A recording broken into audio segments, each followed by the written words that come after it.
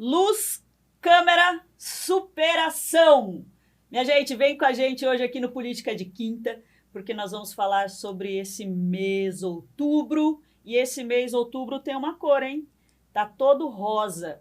Você sabe por quê? Porque ele é o mês do combate, da prevenção e dos cuidados com o câncer de mama. Esse é um assunto que vem cada vez mais tomando ampla discussão dentro do universo oncológico, do universo da medicina. A mulher tem se conscientizado muito ao longo desses anos, tem feito aí o exame de toque, visto como isso é importante, e dentro desse mês tem várias campanhas, várias conversas sobre isso. Logicamente que não é só dentro do mês de outubro que você vai se atentar para isso, mas nesse mês a gente vem falando mais sobre isso, fixando mais sobre isso, porque é um tema que a gente gostaria que fosse erradicado da nossa população feminina e também masculina, viu, pessoal? As pessoas acreditam, às vezes, que o câncer de mama é algo exclusivo da mulher, lógico que acomete mais mulher, mas também acaba acometendo alguns homens com câncer de mama, graves inclusive, e que podem também matar, como tem matado mulheres com essa doença. Então fique atento, fique ligado aqui nesse programa hoje, porque ele tá super gostoso, super bonito, super cheiroso, porque eu vou receber duas gatas aqui hoje, meus queridos. Eu tô recebendo no Política de Quinta de hoje ela, a doutora Maria Carolina Basso. Sabe o que ela faz? Um monte de coisa, mas veja aqui o que eu vou falar para vocês. Ela é psicanalista, ela é advogada, ela trabalha com direito contratual, direito da família, direito de civil, contratos empresariais e é sócia lá naquele universo do escritório de advocacia Basso, Curcio e Lesque, que atua aí em todas essas áreas, então você dá uma olhadinha lá, que eu tô com ela aqui. E vou receber também aqui hoje, junto com ela, a Lídia Benages. A Lídia, além de uma amiga minha, gostosa, querida, a Lídia veio aqui falar para a gente sobre essa experiência dela, passada com o câncer de mama, porque ela passou por isso e, graças a Deus, está aqui vitoriosa e vai contar isso para a gente também. A Lídia tem 20 anos aí de ativamente desenvolvendo políticas públicas dentro da área da saúde há 36 anos, é formada em gestão de marketing, é formada em gestão hospitalar e gestão pública, já atuou dentro de ambulatórios como o grande hospital do Mário Gatti e hoje ela vai falar aqui para a gente um montão de coisa para você, mulher, ficar atento. Meninas, muito obrigada, boa noite para vocês por estarem aqui com a gente nesse Política de Quinta. Muito obrigada mesmo por reservar esse tempo e vir falar com a gente desse assunto tão importante. Obrigada. Boa noite, Mari. Estamos aqui para contribuir um pouquinho a respeito do Outubro Rosa, para conscientizar as mulheres que elas devem estar nessa campanha abraçada junto. Perfeito.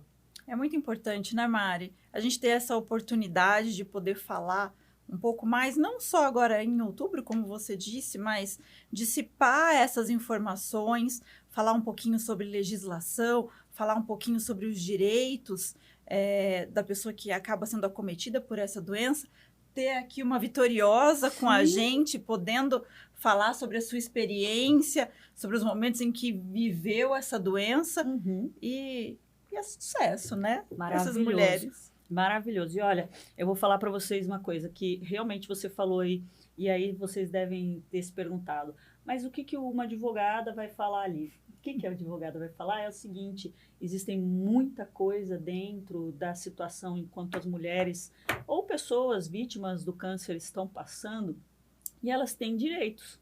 Isso também é política, viu, meu povo? Elas estão ali vivenciando esse momento e elas têm os direitos delas. E talvez, às vezes, muitas nem sabem sobre isso. E para começar já aqui a gente conversar sobre isso, eu vou querer, Lídia, que você me fale aí um pouquinho, conta pra gente. Eu sei que a Lídia, ela tem um canal no Facebook, que eu vou deixar aqui embaixo para vocês, tá? Vocês vão correr lá e olhar, porque ela tem um histórico, um relato maravilhoso no Facebook. Mas eu queria que você me dissesse um pouquinho sobre essa sua trajetória, como que foi, como que você descobriu isso, Lídia, como que isso chegou na tua vida, em que momento, como que foi isso? Conta pra gente. Conto, Mari. É assim, eu sempre tive displasia mamária. O que é displasia mamária? São nódulos que você tem que fazer acompanhamento cada 6 meses ou cada 1 ano, tá? Tá. Quando eu descobri, eu tinha feito uma mamografia em janeiro. Tá. Em junho, eu descobri que eu estava com câncer de mama através de uma massagem que eu estava fazendo no banheiro, que isso as mulheres têm que fazer, tá? Uhum. Nós todas temos que conscientizadas que a gente pode fazer o autocuidado em nós mesmos. E eu descobri.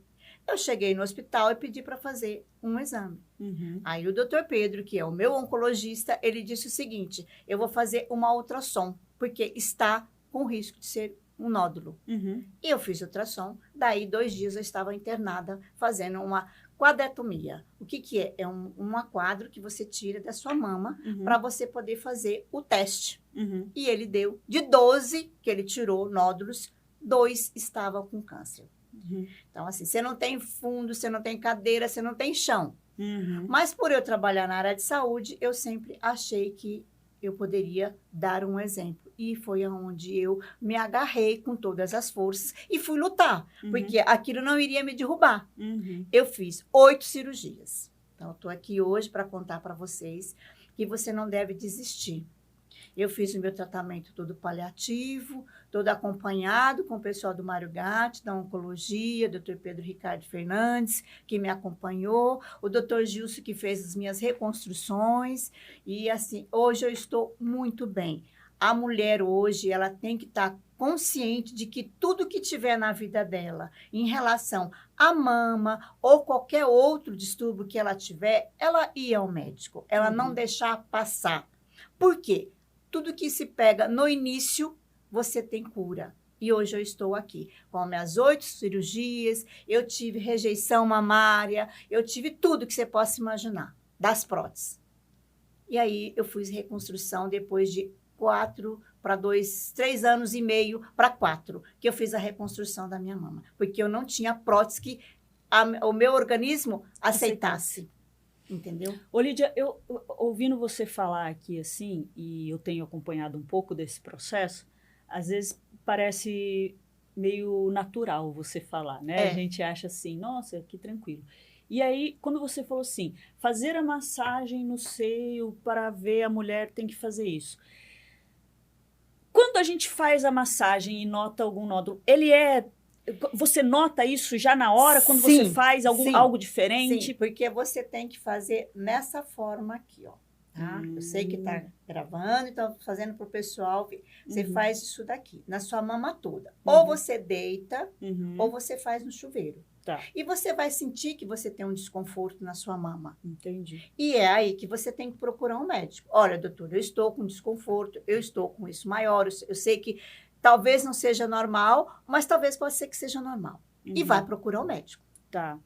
E aí, quando chegou para você, você falou 2 dias eu estava internada para fazer o quadrante, né? Que é retirar um pedacinho para biópsia, né? Sim, acho que ele isso, tira uma parte da sua mama, tá? Para fazer a biópsia, para saber qual o resultado que você tem. Porque antes tirava toda a mama, agora não. Agora você tira onde está o foco do nódulo e você faz. Porque se tiver muito avançado, ele vai fazer primeiro um tratamento paliativo para diminuir o nódulo. Tá. Depois ele dá continuidade. Ou vai para a cirurgia ou ele regride.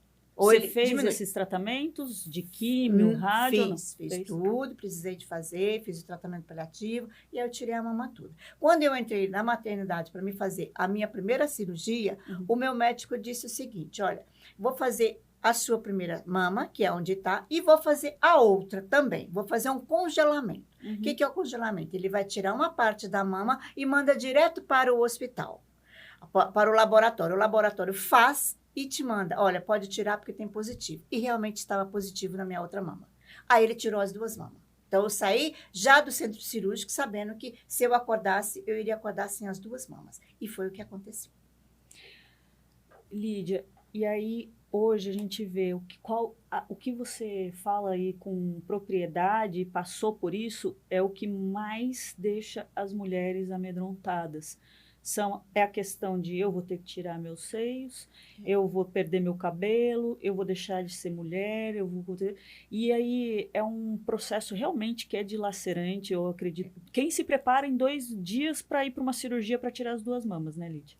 Quem? Ninguém se prepara, Não a gente é não uma está coisa que preparado. não Porque tá. primeiro assim, você vai, faz uma biópsia, fez a biópsia, demora mais ou menos uns 15 dias para você saber se o resultado se deu positivo ou não.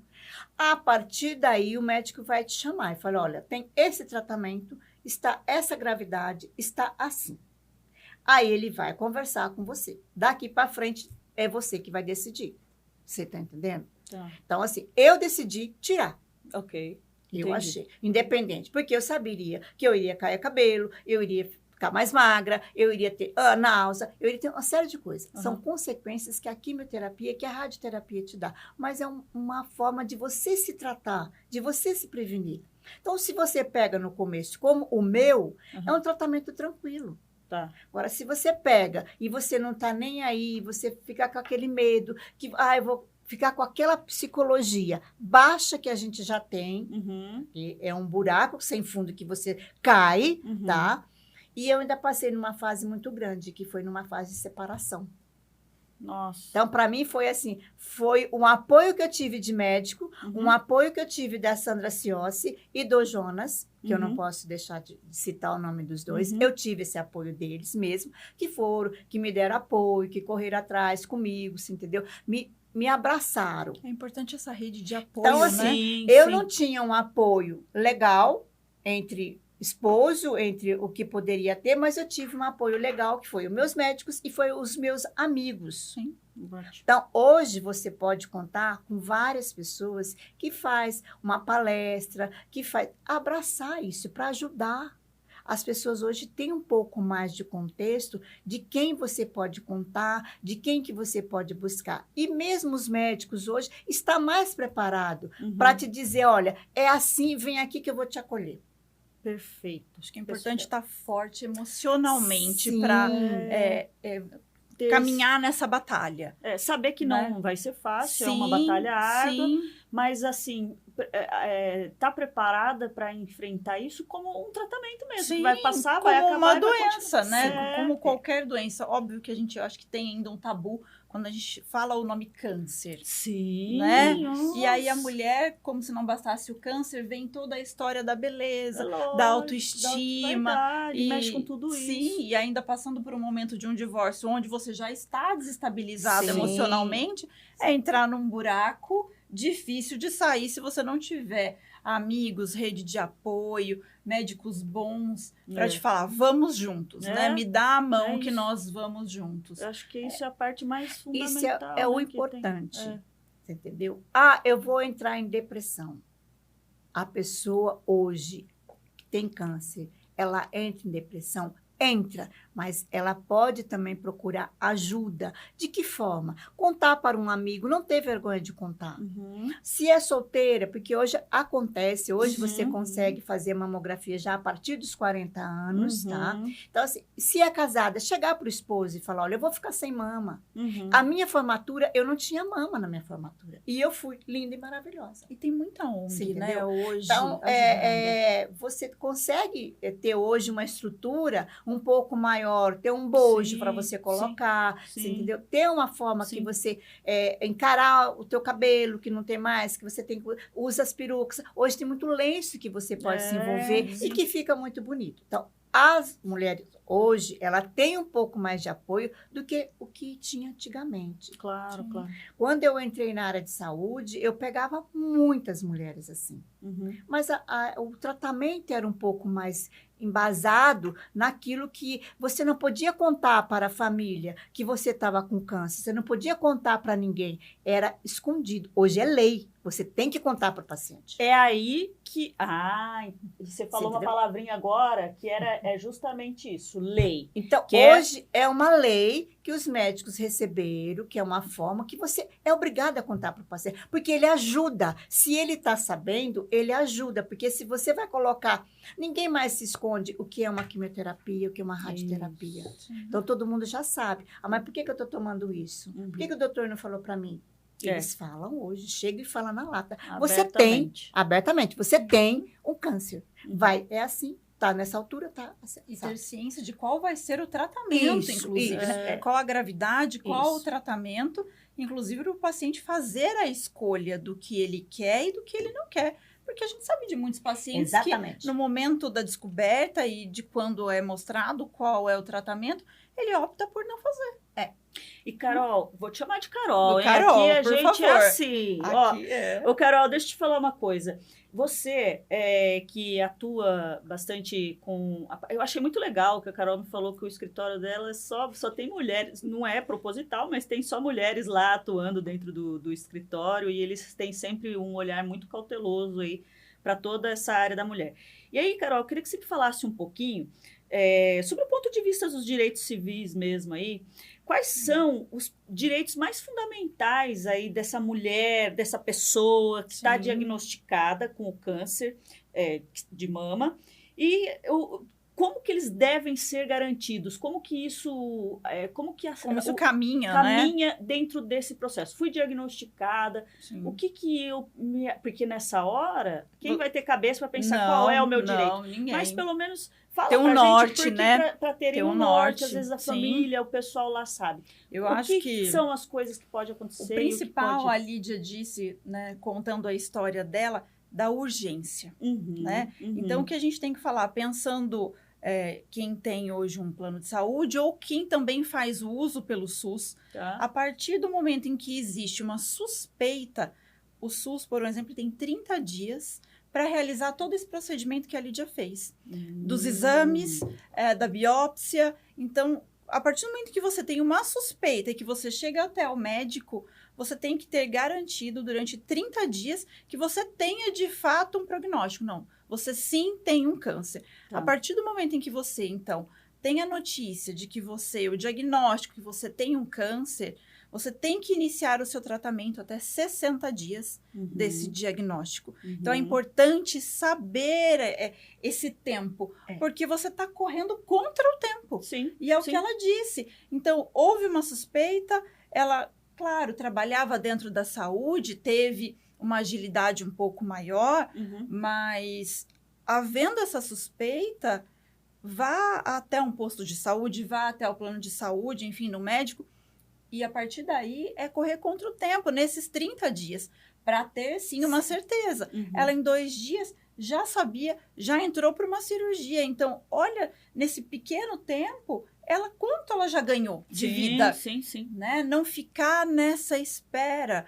Então, entender que nesses 30 dias você já tem que ter um diagnóstico, se você tem uma suspeita. A partir do diagnóstico, 60 dias você tem que iniciar o seu tratamento. Se não houve o início desse tratamento, existem formas legais para que você exija, né? Então, existe um processo que a gente pode ingressar contra um plano de saúde, contra o estado, o município, para que você inicie esse tratamento e não perca tempo. E aí, disso, pensando nesse processo, eu penso, por exemplo, a Lídia, eu acho que vivenciou isso, a pessoa diagnosticada, ela está aqui caminhando, vivendo a vida dela teoricamente normal, né? De repente, ela chega e tem esse diagnóstico do câncer de mama. Então, é assim, tem um universo ao redor dela que se abala, né? E aí, por exemplo, ela tem um trabalho, ela tem a família, ela tem, às vezes, filho pequeno, ela tem infinitas coisas ali ao redor dessa pessoa. Quero saber, primeiro, da Carol, como que é esse ponto de vista do trabalho, por exemplo, porque tem pessoas que têm aí não sei se a gente pode dizer como preconceito, discriminação, mas existe dentro do trabalho. Sim. Né? Às vezes o chefe pensa não vai render como rendia antes, agora ela não vai vir bem, vai ter que sair mais cedo, enfim. Tem tudo isso, esse é um processo que hoje realmente a gente não pode negar, porque a pessoa certamente não pensa isso. Quando você teve diagnóstico, tenho certeza que você não pensou no seu trabalho, né, Lídia? Só pensa em viver. Mas é o que o universo não para de acontecer. Sim. Então, me fala um pouco sobre essa questão do direito nesse aspecto, e depois eu quero que a Lídia me fale para mim como que foi no seu âmbito de trabalho aí, essa situação que você importante entender que existe etapas, né, nesse tratamento. E aí é o médico em que vai medir também como é que você vai reagir a esse tratamento. Porque existem pessoas que fazem tratamento de câncer, e não só falando do câncer de mama, que ela tem condição de continuar trabalhando. Pode ser que no primeiro dia, ou segundo, terceiro dia de quimioterapia, não tenha condição. Ela vai ter um atestado médico, isso justificado, e não pode ser descontado do salário dela. Então, ela vai poder ficar na casa dela, sem nenhum desconto. E depois, no terceiro ou quarto dia de quimioterapia, voltar a trabalhar sem problema algum. Tá. Pensando que, no pior dos cenários, ela não tenha condição de trabalhar. Se ela trabalha registrado, ela vai ser afastada, ela vai receber o benefício pelo INSS pelo afastamento de doença, né? E aí a empresa vai relocar uma outra pessoa, enfim. E aí a gente se perguntar, e quem não trabalha registrado? E quem, de repente, é autônoma, né? Isso, a gente tem muita gente, hoje no Brasil, a gente tem muita gente trabalhando por conta. E aí essa pessoa vai perder a renda, porque ela não tem condição de trabalhar. Então, o INSS, a Previdência Social, dá para as pessoas um benefício que chama LOAS. Sim. Tá? Então, você pode requerer isso. Lógico que existem critérios para solicitar isso. Não é só ter uma doença. Tem todo um estudo de uma renda dessa família. Mas se a renda for atingida por conta dessa doença, existe a possibilidade de solicitar isso. Tá. Então, você não vai ficar desassistido numa condição financeira, porque existe meios para conseguir isso. Essas políticas para esse Sim, para também atender e é direito, isso. Né? E é direito. Aí pode ser que seja negado inicialmente, novamente, a gente tem condição de acessar o judiciário e requerer isso. Tá. Fala para mim, Lídia, você passou por isso? Teve algum processo que você Não, precisou? porque eu já estava na prefeitura. Tá. Então, assim, a prefeitura, ela tem o órgão público, vamos dizer isso, tá? Ele tem essa vantagem para a gente, que eles nos abraçam, que eles nos acolhem. Mas é o que a doutora Carol estava dizendo. Hoje, se você pagou o INSS a X, você tem direito ou você requerer o benefício por auxílio-doença ou pelo LOAS, ou o BPC, que seria o mesmo, tá? Que é aposentadoria ou benefício continuado. Tá? A pessoa pode requerer isso. Mas eu não passei por isso, porque quando eu fiz as minhas cirurgias, é um CID que se chama C50, que ele te dá direito a você ter todos os benefícios que você tem. É o único benefício, é a única doença, aliás, que te dá direito a tudo. Tá. A comprar carro com desconto, sem isenção de imposto de renda, a sem isenção de IPTU, e tem outros, você tem que ler lá, que não é só o câncer de mama, é toda doença que significa o C050, que é o CID da doença do câncer. Então, se você pegar, você vai ler, tem lá, é só chegar em qualquer centro de saúde, tem. Eu quero uma cartilha do benefício que eu tenho direito, que eu tenho câncer. Tá. Então, assim, eu tive 15 dias de licença. Depois desses 15 dias que eu fiz todo o meu parâmetro lá, eu fui para a cirurgia. Eu fui para a cirurgia, eu fiquei 40 dias para fazer todo o tratamento, para tentar fazer a reconstrução e tal. Aí eu voltei a trabalhar. Eu tive, depois de 20 dias trabalhado, eu tive rejeição da minha primeira prótese. Eu estava fazendo um pagamento no banco, eu fui carregada de ambulância para a maternidade para retirar. Então, assim, tem isso também, a gente corre isso. Eu fiquei 15 dias tomando antibiótico e não segurou. Entendi. Isso tudo, a prefeitura me abonou. Por conta do CID. Tá? Não, é o que a doutora falou. Não se desconta nada. Outros, você pode entrar e talvez venha até com desconto, você não vai ter os seus benefícios. Mas até o 15º dia, para quem paga o INSS, é direito para a empresa. Depois do 15º dia, 16º, você entra na Previdência, que também te dá o direito. Então, não se desconta nada, nada, nada, nada. A pessoa não é nem mandada embora. Ela é obrigada, a empresa é obrigada a ter ela ali, e depois fazer a reabilitação desse funcionário. E às vezes nem no mesmo cargo, Sim, né? fazer a reabilitação. Porque você opera da mama, você não pode digitar, você não pode pegar peso, você não pode isso, você não pode... Tem algumas limitações. Algumas limitações, porque quem tira todos os glândulos mamários que você tira, aí você não pode pegar alguns pesos, tem gente que incha o braço, tá? Então tem as limitações que a pessoa tem que levar para a empresa.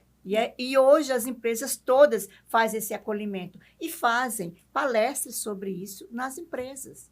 Tá. De grande porte. E é importante ter essa informação, né? Porque tem empresas, infelizmente, menores e que não têm essa informação, ou se tem, não cumprem. A gente, infelizmente, vê esse tipo de situação, né? Onde o funcionário retorna com uma doença, não é realocado, começa a ser indiscriminado, né? Ali dentro, deixado de lado. Isso que eu queria saber ali, sobre você também, Carol. Existem alguns recursos legais disponíveis para quem, por exemplo, às vezes tem um mau atendimento dentro da área de saúde? Não sei, se tiver alguma falha técnica dentro da área da saúde, um erro médico, como que isso... Eu estou te falando isso porque agora, recentemente, a gente teve a notícia que viralizou de uma mulher que tratou por 2 anos a doença como câncer. Eu não me recordo, não sei se era câncer de mama, mas eu não me recordo. Tratou por 2 anos a doença câncer. E agora ela descobriu que ela nunca teve o câncer. Sim. Assim, eu não sei se é um momento de euforia ou de, né? Porque, não tenho essa doença, pois mas assim, por 2 anos eu passei fazendo eu esse sensibilizada, tratamento. né? O meu organismo, o meu psicológico. Qual é a legislação que tem aí disponível para isso, para esse caso? Eu acho caso? que a primeira coisa é entender, né, o que de fato aconteceu, solicitar todo o histórico médico, porque todo paciente tem direito de solicitar todo o tratamento. Ali você vai ter uma pasta dentro dos hospitais que você fez o tratamento, solicitar todo o histórico de tratamento e aí entrar com uma ação.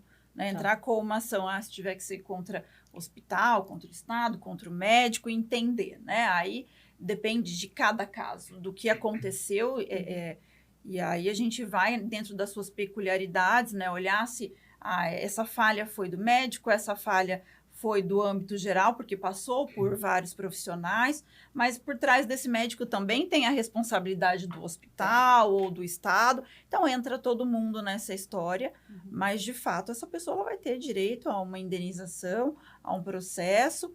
Esse médico, provavelmente, o correto é que ele seja denunciado no CRM, que o CRM faça um processo administrativo contra ele e veja se ele ainda é capacitado ou não para continuar atuando, né? Mas é importante que esse paciente saiba, né, que se houve um erro, ele tem um direito, sim, de poder fazer valer os seus direitos. Pode ser que esse erro não seja consertado, né? Não haja como mudar, mas pelo menos que ele tenha uma indenização pelo erro. Tá. Eu acho que até o que a Lídia falou, dessa reconstrução, inclusive, que ela falou que houve essa rejeição, não necessariamente é um erro médico, né? É um objeto estranho dentro de um corpo, dentro de um organismo, às vezes um organismo sensibilizado, ou um organismo que não aceita aquele tipo de material. Isso já não é um erro. Diferente, né? É o seu corpo rejeitando. E aí, falando, inclusive, da reconstrução, a gente ainda, infelizmente, vê muitas mulheres lutando por essa reconstrução. Né? A gente vê mulheres numa fila imensa, porque fez a cirurgia, retirou as mamas, mas não foi dada a oportunidade da reconstrução mamária. A gente tem uma lei desde 99, onde garante a reconstrução de imediato, e que o correto seria, se houver a condição de que na própria cirurgia da retirada de mama já seja feita essa reconstrução. Então, que a mulher possa acordar, acho que menos abalada. Sim, né? Claro. Se realmente for essa condição, porque a gente sabe que tem cirurgias e momentos que não vai ser... não há condição de ser feita a reconstrução no mesmo momento. Mas em 2022, houve acho que 1.400 e poucas reconstruções. No Brasil são poucas reconstruções pensando na quantidade de mulher que tem um câncer de mama. Então, porque às vezes falta a informação de questionar. Eu não posso fazer a cirurgia e já a reconstrução? Porque não há um repasse, né, para a saúde da verba, pensando no SUS, né, para que haja essa reconstrução. Então, o médico é orientado, fala, não, vamos só fazer a cirurgia e depois você entra na fila da reconstrução. E aí, essa fila, ela vai se prolongar. E aí, com o tempo, a mulher já aprendeu a lidar com a situação, sem a mama, já arrumou um sutiã, já... Sim. Né? E aí, você vai empurrando, você fala assim, quer saber de uma coisa, deixa pra lá. Mas é um direito seu. É um direito seu ter o seu corpo. É uma autoestima sua, né? Que você fica com a autoestima super baixo, tá? No que a doutora estava falando em relação à reconstrução. Muitas vezes você não faz de imediato porque você tem que fazer uma radioterapia. E a rádio queima a pele. Se a pessoa, às vezes, o próprio médico fica com receio, porque a pessoa precisou de tirar tanta pele que ela precisa de depois tirar de algum lugar, de um órgão dela, que nem o meu tirou da barriga para colocar. Eu preciso de tirar, eu rodei retalho. O que é rodar retalho? Você rodar músculo das costas para colocar em cima da mama, porque eu não tinha. Entendi. Então, eu cheguei a uma época que eu falei, eu não vou mais reconstruir. O meu médico disse para mim, você vai reconstruir sim. Porque é cansativo, é o que ela está falando. Às vezes a pessoa fica naquela fila, naquele... E é um direito nosso. Sim. É o único direito que a mulher tem de lutar até o final, que é te dar o direito, tanto SUS como particular, como o que for. É coberto total. Sim. Tá. Ô, Lídia, e me fala uma coisa aqui, ó. Você fez a parte de gestão ambulatorial, envolvida nessa questão aqui dentro de Campinas. Fala para mim, você acha que hoje essa conscientização precoce do câncer de mama está mais ativo e vivo dentro da área da saúde? Como que eles estão vendo isso? Como que ainda falta muito, tá? Mas ainda falta muito. Por exemplo, eu vou dizer, nós temos um ambulatório aqui que é de Barretos. Tá. No começo, você iria lá, você fazia sua mamografia, você fazia seus encaminhamentos. Hoje, quem faz o gerenciamento dessas agendas é o SOL, a agenda SOL. O que é a agenda SOL? Você vai no posto de saúde, você precisa de um pedido médico para o médico avaliar e falar, você vai fazer mamografia, você vai começar a fazer o tratamento. Por que veio Barretos? Você vai, Barretos, você não precisa. Por que tem um ambulatório aqui, tem as carretas aqui, e você não pode fazer isso? É a pergunta que eu deixo para todo mundo. Para a área de saúde, por que você não pode fazer isso? Por que as mulheres que moram lá no interior, que eu digo, chegando em Indaiatuba, que não tem esse procedimento, que possa vir? Porque a gente é uma regional. A gente tem 2 carretas e um ambulatório. A primeira carreta que veio para Campinas, eu deixei ela dentro do ambulatório por 1 semana. Porque não existia, a gente tinha uma fila enorme para fazer mamografia e não tinha mamógrafo dentro de Campinas. Só tinha no Ouro Verde, estava quebrado há mais de 5 meses, 1 ano, por exemplo. Eu conversei com o pessoal de Barretos, fui até lá, conversei com o Henrique, que ele veio aqui, no dia que o doutor Pedro fez a minha cirurgia, ele foi no hospital com o doutor Pedro, que são amigos, e depois que eu saí, eu conversei com ele, falei assim, ô Henrique Prata, a gente tem condições de trazer isso para Campinas? Ele falou, me arruma o terreno que eu te dou um ambulatório. Eu tenho o projeto montado. Nós chegamos na época que eu e o doutor Pedro fomos pedir para trazer esse ambulatório para cá. E aí falaram que não precisava desse ambulatório. Nós lutamos e hoje o ambulatório está aí. Tá? Então, nós buscamos esse ambulatório. Só que tem que ter mais facilidade das mulheres entrarem, não dessa fila. Porque um questionamento, você entendeu? Né, porque, das assim, mulheres com isso. Você faz... Outubro inteiro você faz. Faz caminhada, você faz palestra, você entra no campo, você faz isso, você faz aquilo. Gente, mas para por aí. É justamente isso. Mas para aí, é o ano inteiro. Isso. A mulher não está ali para ela poder fazer exame somente nessa data de outubro. Exatamente. É exatamente isso que eu penso, porque por isso que eu comecei o programa aqui falando sobre isso, que a gente fala de outubro ser outubro rosa, novembro azul, mas assim, não quer dizer que essa é uma temporada data que acontece, né? Não, né? Você tem que tratar de mês a mês. Tá, agora, você vê o tamanho que é o Hospital de Barretos, que tem uma facilidade, é totalmente SUS. Sim. Aliás, não é nem SUS, né? Porque ele não recebe verba. Ele recebe só verba de outras pessoas. Ele não cobra um centavo. Mas o cara é de chegar e fazer o marketing dele e falar assim, você quer? É isso. Você está entendendo? Então, é para isso que se vive. Se você vê ele contar a história dele, a história do pai, a história da mãe, é exatamente isso. Eu preciso de ajudar os canaveiros, eu preciso de ajudar as mulheres, eu preciso ajudar o pessoal que tem... Porque lá ele não trata só o câncer de mulher.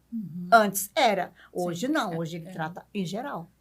E é importante falar, inclusive, que se você não tiver na sua cidade, na sua região, tratamento para o câncer que você tem, o município ele é obrigado a fornecer para você uma condição, um veículo, enfim, específico, e te levar para a cidade mais próxima onde tem. Que vai ter essa condição de tratamento. Porque às vezes a pessoa fala assim, tá bom, Barretos, mas como é que eu vou chegar lá? Tá. Então, o município ele é obrigado a fornecer para você, falando isso de SUS, né, que você tenha acesso ao tratamento do câncer que você tem. Tá. Né? E, Carol, me fala assim uma coisa, porque quando você tem esse direito ao acesso, a gente está falando aí também de medicação, de tratamentos. Tem muita medicação, né, de alto custo. Exatamente. É isso que eu queria que você soubesse. Como que as pessoas têm o direito disso? Como que é o acesso a isso? Como que a legislação regra isso? Havendo, na verdade, qualquer tipo de doença, e eu não estou falando nem só de câncer. A gente tem outras doenças autoimunes, algumas outras... HIV, enfim, onde o Estado, o município, ele tem o dever, o SUS, né, de fornecer toda a medicação e tratamento para esse paciente. Infelizmente, a gente vê muitos municípios, muitos estados, onde essa medicação, ela não está disponível, e aí o paciente entra com mandado de segurança, quer dizer, que é o nome, né, do que a gente ingressa no judiciário, pedindo para que o Estado, para que o município forneça essa medicação, inclusive com multa diária, caso não haja esse cumprimento. Então, eu preciso de uma medicação X. O juiz determina que em 48 horas essa pessoa tenha acesso a essa medicação sob pena uma multa diária de R$500, R$1.000. Então, a gente vê um judiciário muito ativo para que as pessoas, de fato, tenham acesso a essa medicação. Porque é muito sério. Às vezes, você precisa de uma medicação que você faz uso diário para que você tenha uma cura. E, às vezes, essa medicação pode até ser de baixo custo, mas o que é baixo custo para alguém? Às vezes, para você é um valor, para o outro é outro. Sim. Sim. Tem medicação que custa 10 mil, 15, 20 mil reais. Sim. E você não vai ter acesso a isso. Então, é importante saber que você pode, sim, ingressar com a ação, ter acesso, e eu falo isso, inclusive, para planos de saúde. Eu vejo o plano de saúde negando muito medicamento para paciente, dizendo que não está no rol da ANS, que não está descrito para aquele tipo de doença. Entretanto, quem decide o seu tratamento é o médico. A partir do momento em que o médico receitou aquela medicação e você tem que fazer o uso e o plano de saúde vem com uma negativa, você pode sim entrar com uma ação e requerer que esse plano de saúde custeie sim 100% do seu tratamento. Então, não aceitar essa negativa. A gente vê muitos planos de saúde hoje tirando o corpo fora, né? Você paga anos de plano de saúde fazendo um examezinho, um cardiologista, e aí quando você de fato precisa... Logo de cara você já tem uma negativa, você não sabe muito o que fazer. Às vezes você tem uma condição razoável, você faz das tripas, coração, para ter acesso ao medicamento e não ingressa com uma ação. Uhum. Porque você não tem a informação de que o plano de saúde é obrigado a fornecer. Uhum. E se de repente o plano de saúde está ali me dando problema, vá até o SUS, tenha acesso também. Porque não é porque você tem o plano de saúde que você tem que ficar só junto ao plano de saúde. Você pode também ter acesso ao SUS e buscar também esse aliado, esse tratamento junto, né, para conseguir esse benefício. Sim, e Carol, a gente vê e ouve falar, e a Lídia acho que vai saber até falar mais sobre isso também, o câncer, ele não é uma doença momentânea, né? Sim. Ele permanece aí um fantasma e, no caso, eu, inclusive, acompanhei uma amiga nossa, a Joelma, que também teve esse problema do câncer de mama e depois de, já quando o médico te dá aquela frase, está curada, você ainda tem um processo Sim, de anos tomando 5 medicações anos, né, e tudo mais. Você toma o paliativo 5 anos, dependendo da gravidade, por mais 5. São 10 anos que você toma de medicamento. 10 anos desse medicamento.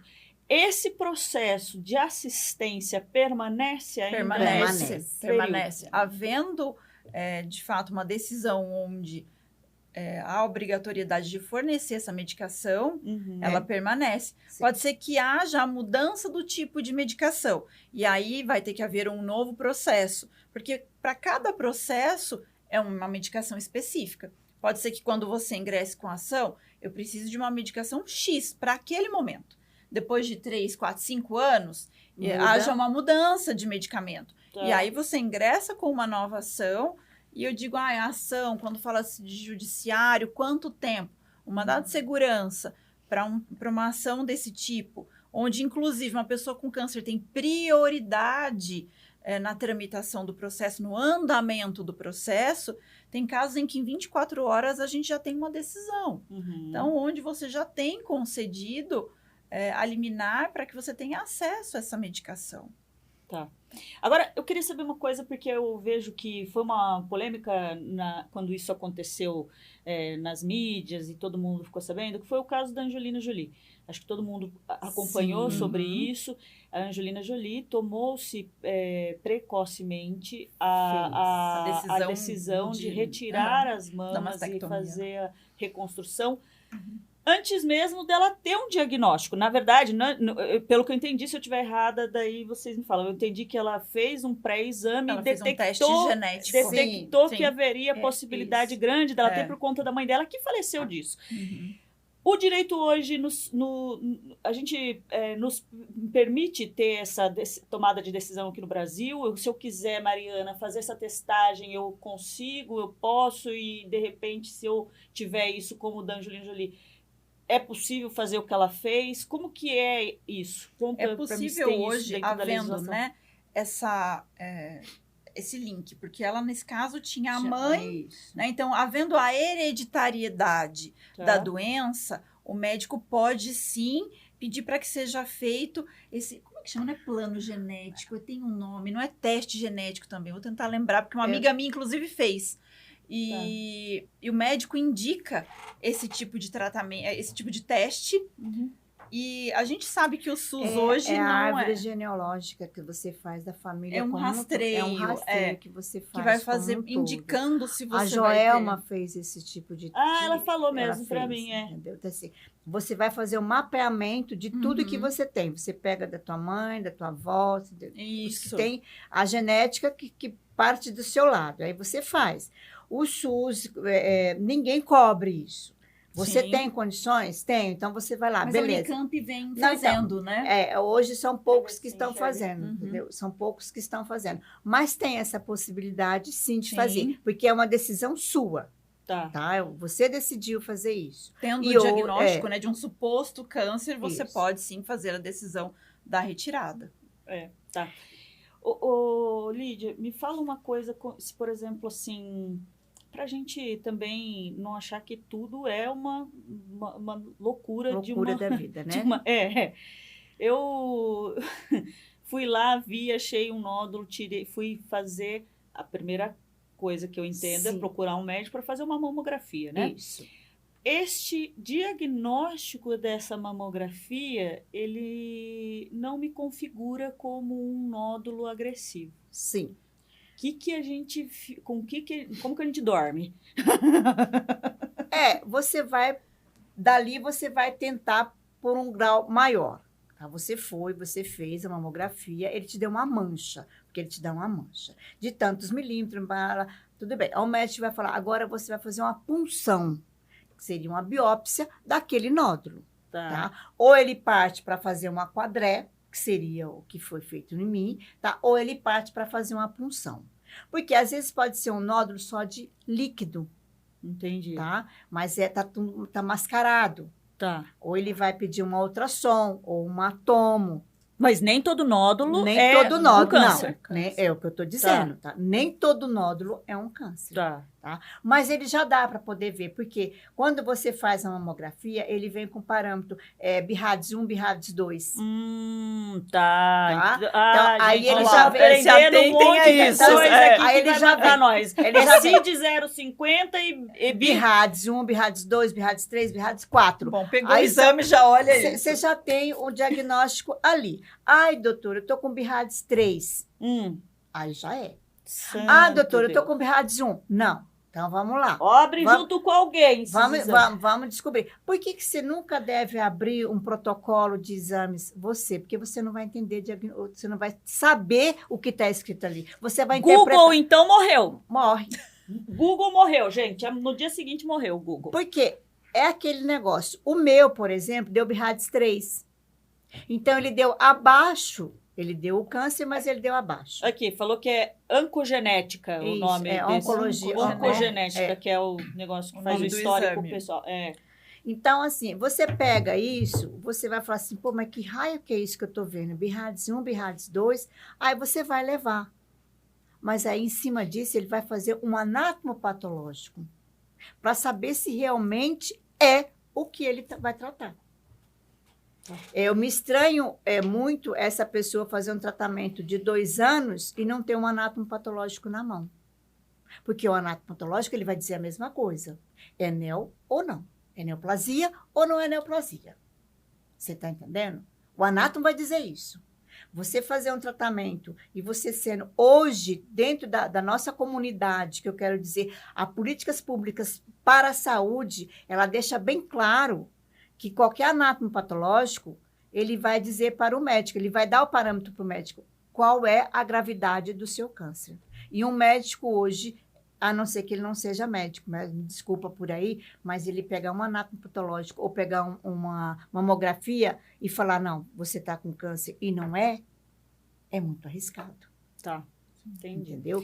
Então, esse é o fator de você tem que estar com o pé muito certinho, você tem que entender um pouco do que você vai perguntar também para o médico. E é isso que nós estamos fazendo aqui, viu? A gente está conversando sobre tudo isso para que você também entenda que esse bicho de 7 cabeças, que um monte de gente às vezes recebe esse diagnóstico e não sabe o que fazer, ele tem aí, agora a gente conversando aqui um pouco mais, a gente tem visto que ele tem aí um caminho das pedras, mais ou menos, que dá para seguir, que você pode se apoiar em alguns direitos, em algumas redes de apoio.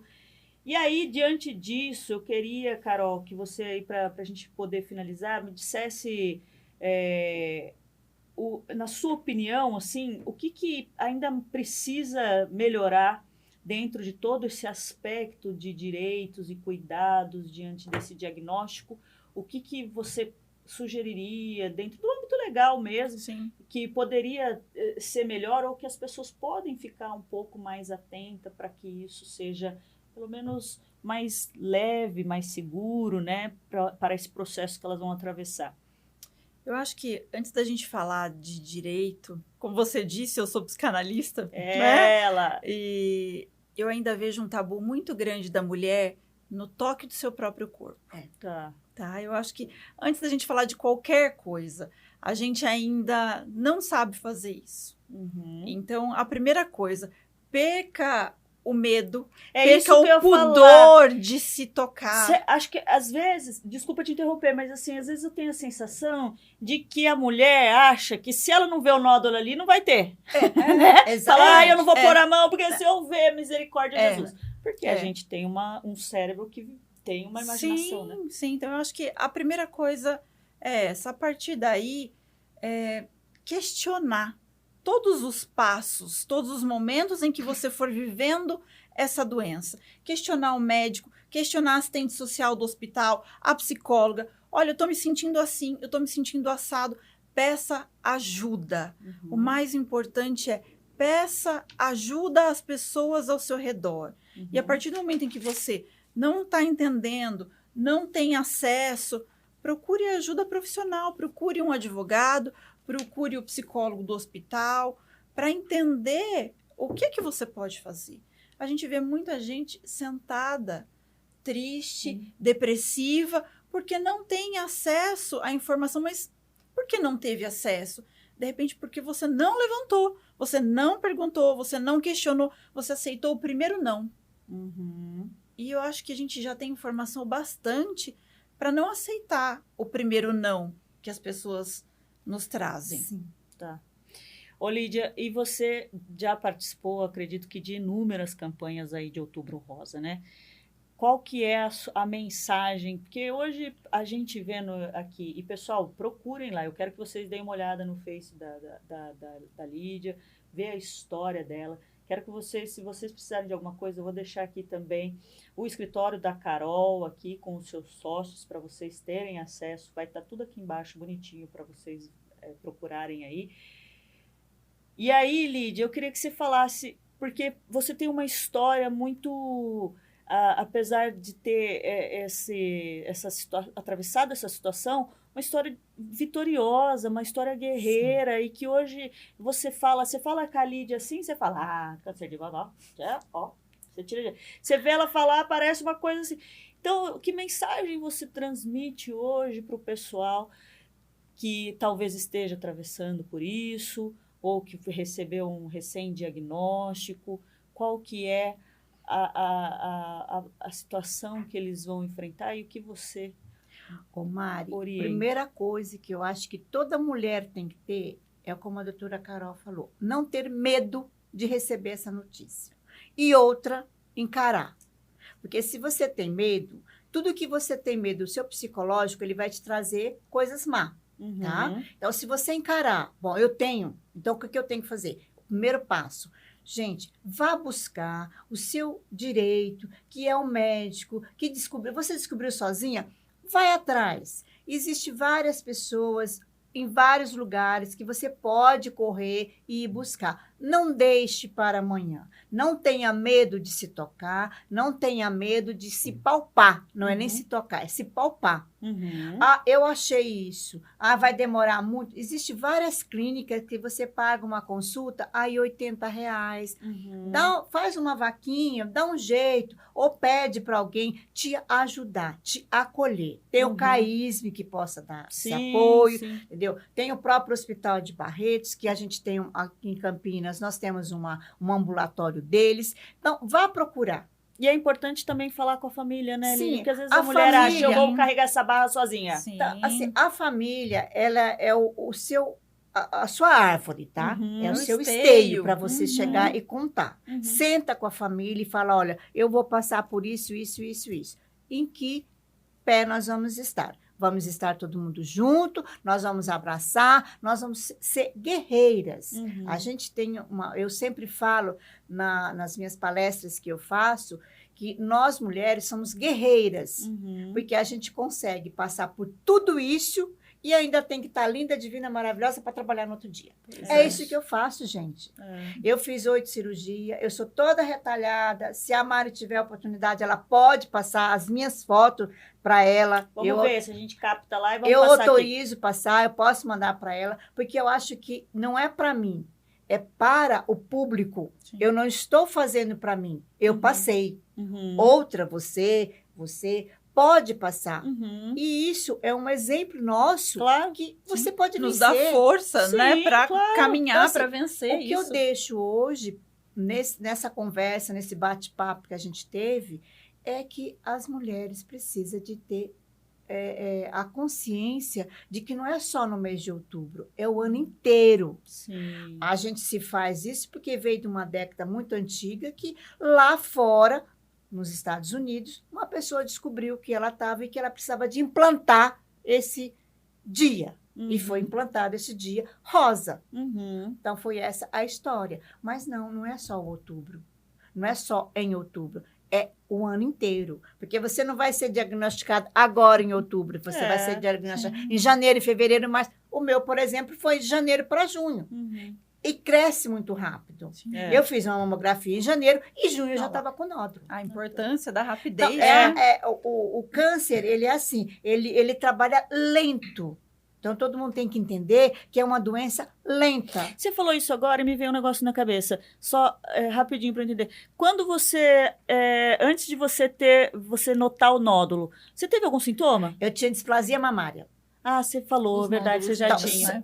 A maioria tem displasia mamária. São nódulos que, quando você está na fase de menstruar, ele cresce. E quando você menstrua, que faz a sua fase de hormônio, ele diminui. Entendi. Mas você tem que fazer controle disso. Tá. Fazer biópsia. Eu fiz várias biópsias, várias punções dos nódulos. E nunca deu nada. Tá. Quando eu cheguei em janeiro, eu fiz minha mamografia. E quando chegou em junho, dia 13 de junho, véspera, depois do Dia dos Namorados, eu descobri que eu estava com câncer. Entendi. Pouquíssimo tempo, né? Então, assim, Pouquíssimo, o que por isso foi? Você falou da urgência 6 também. meses. Então, dentro de 6 meses, para mim, não tinha nada. Você imagina você ficar 6 meses numa fila esperando um tratamento? Pois O tamanho então, que isso vira. Aí você descobre que você tem. Mulher, vai atrás. Não deixa passar. Sabe? Você tem medo, não tenha medo. Não tenha vergonha. Faça o que você... Sim. Hoje, se você puder chegar... Eu fui muito exemplo dentro do Hospital Mário Gatti para várias mulheres. Então, que eu tinha mama, que eu não tinha mama, que eu fiz reconstrução, que eu não fiz A reconstrução. gente vê muitas mulheres Então, tendo vergonha do marido, inclusive, é. né? Ah, eu vou tirar a mama e agora eu não vou falar nada. Sim, a gente se sente Menos mutilada. mulher. A gente se sente menos mulher pelo fato de não ter uma mama. Eu encarei É isso. isso. É. Então, a gente tem que encarar, é um desafio para nós. Cada dia é um desafio nosso. Então, eu deixo essa fala para vocês. Faça um desafio na sua vida. E procura. É isso. Que tenhamos muito mais Lídias na nossa vida como exemplo. Sim, de força, né? Sim. Meninas, olha, eu queria muito, de verdade, agradecer. A gente podia ficar aqui ainda Muito tempo, um tempão, porque tem coisa para falar disso, tem muitas dúvidas, tem muitas pessoas que ainda têm muito receio de falar disso, né? Enfim.